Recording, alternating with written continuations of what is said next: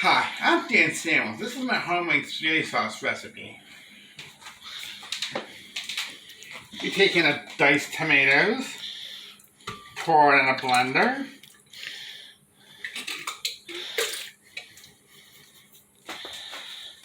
A little bit of ground salt.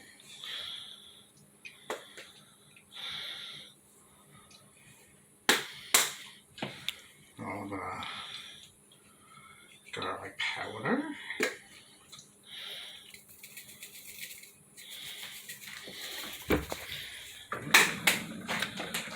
Here, try this one.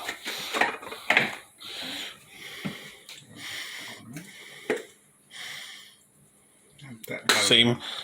All right.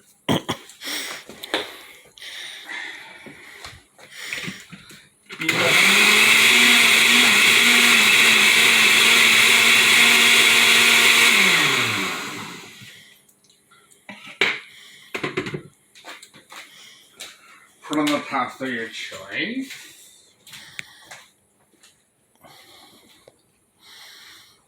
And that's how I make my homemade spaghetti sauce. And cut.